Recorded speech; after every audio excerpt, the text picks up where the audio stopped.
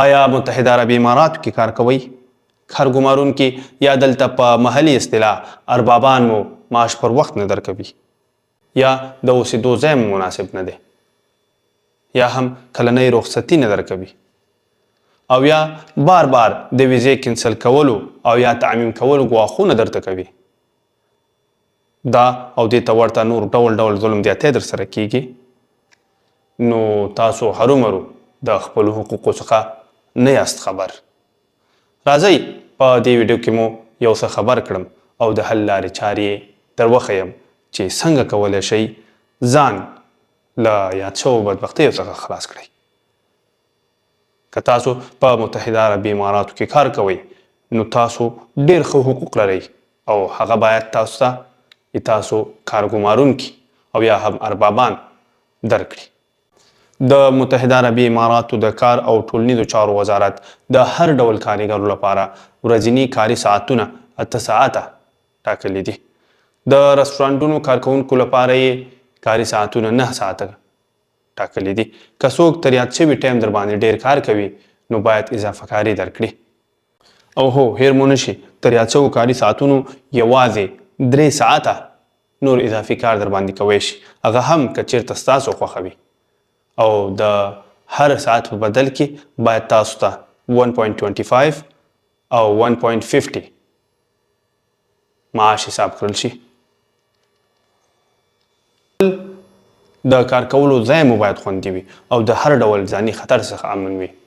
د خوب ځای مو باید مناسب وي. میاشتنی معاش مو باید پر وخت او پوره درکړل شي. څوک حق نه لري چې ستاسو معاش وځنډوي او یا هم ستاسو معاش پوره در نه کړي. د متحده عربي اماراتو د قانون له مخې کال کې 1 میاشت د معاش سره باید تاسو ته رخصتي درکړل شي. که څوک یا ته چاره نه ترسره کوي نو تاسو سره ظلم زیاتی کوي. او دا چې څنګه خپل حقوق واخلي دا به هم درته ووایو.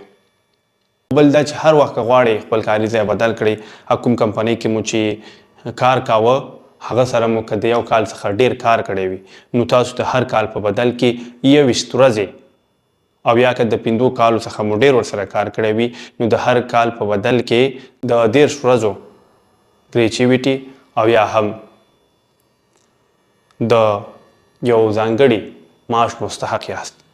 دا چې ګریچویټي څه شی وي، څنګه حسابیږي، او بل فرضاً تاسو یو چا سره 2 کاله کار کړی، اضافه کاري نه ده درکړې، ګریچویټي نه درکوي او نور حقوق هم نه دي درکړي او تاسو غواړئ چې کاري ځای هم بدل کړئ، مخکې له دې چې ویزه پرې کینسل کړئ، څنګه کوی شئ خپل یاد شوي ټول حقوق دې ترلاسه کړئ. که یاد موضوعات درته جالب او ګټور وي نو کامنټ وکړئ چې بله ویډیو پرې درته برابره کړم. زموږ یوازینی هدف دا دی چې تاسو خپل حقوقو څخه خبر شئ او په کوم ځای کې چې کار کوئ هغه چاپیریال درته مناسب او ستاسو په خوښه وي. ښه ژوند ولرئ. د دا ډول نور معلومات لپاره د خپل ټولنیزو رسنیو لټون درته ولاړ شئ. هلته ویس الدین قهرمان ولیکئ او در سره یې فالو کړئ. مننه.